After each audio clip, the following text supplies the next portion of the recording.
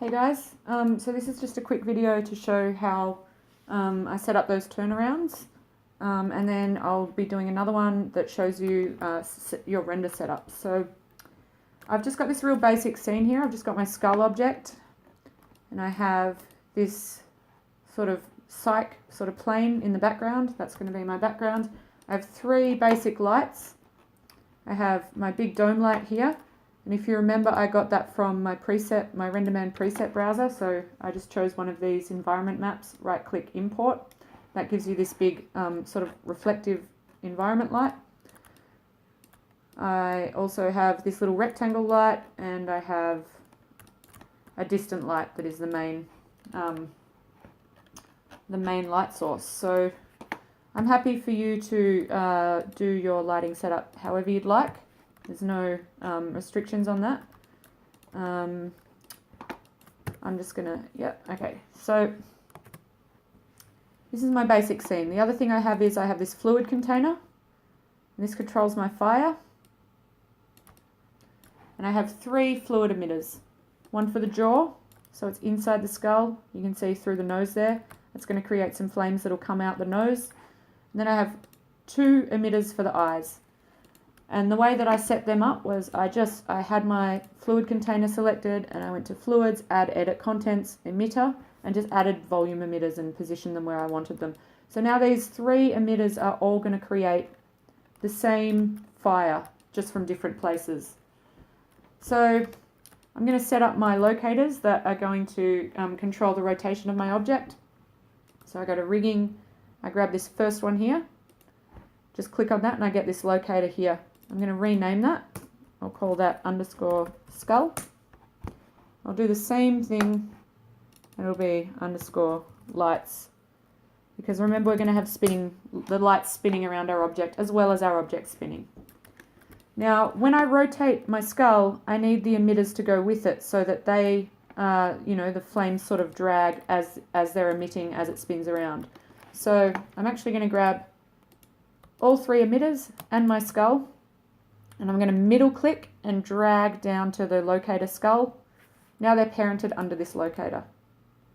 So now if I just grab this locator, it grabs everything that's parented to it. So that's the emitters and the skull. Just save that. And I'm going to do the same thing with the lights. I'm going to select my three lights, and I'm going to drag them under this locator. Same deal, when I move that, it moves the whole lighting setup.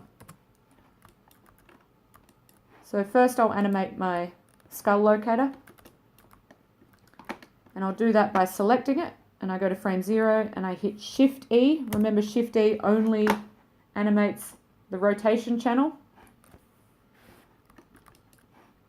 Shift W only rotates the move channel, and Shift R only rotates the scale. Keyframes the scale. So we only are going to be rotating our locators. So just to keep things nice and clean, we just hit Shift E. That gives us our rotation keyframe. So then we'll go to frame 100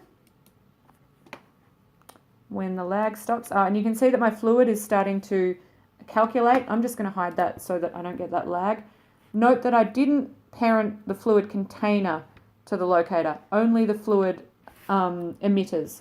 It's only the emitters I want to spin. The container stays without being parented.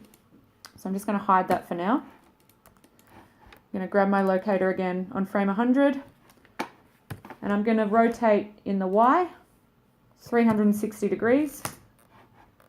Now it doesn't look like anything, but if I hit Shift E again, you'll see I've got my keyframe. And now I have a spinning skull. So that's great, but you'll see that it sort of starts slow, speeds up, and then slows down again. If you want your rotation speed to be consistent, while you've got your skull selected, you can go to Windows, Animation Editor, Graph Editor. You can just hit F to center on your animated channels. Then you just grab all of these points, and you just hit this button here.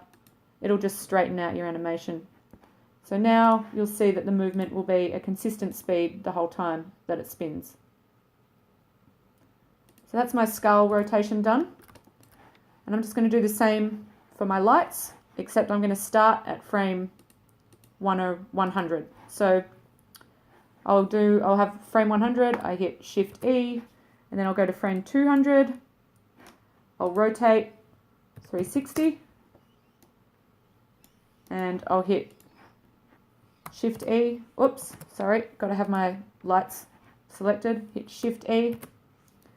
Now my light setup will rotate around my skull. And I'll just do the same thing, I'll just fix that in the graph editor, animation editors, graph editor. I can hit F and it centers on my animation, same thing, just click that.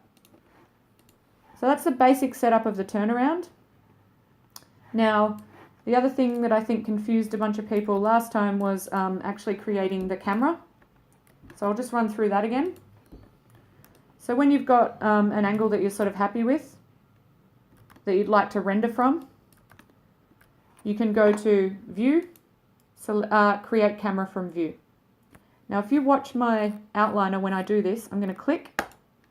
Now I have this here. It's called Persp1. So that's actually a physical camera that's in the scene now. So you'll see that if I go up here, Panels, Perspective, I now have two options here. Persp is always the base perspective view. So that's not an actual camera. So if I switch to that now and scroll out, you'll see I have an actual camera object in here now. It's quite small, but there it is. So I made that camera object by choosing View, select Create Camera from View. So this is going to be my render camera. So I can actually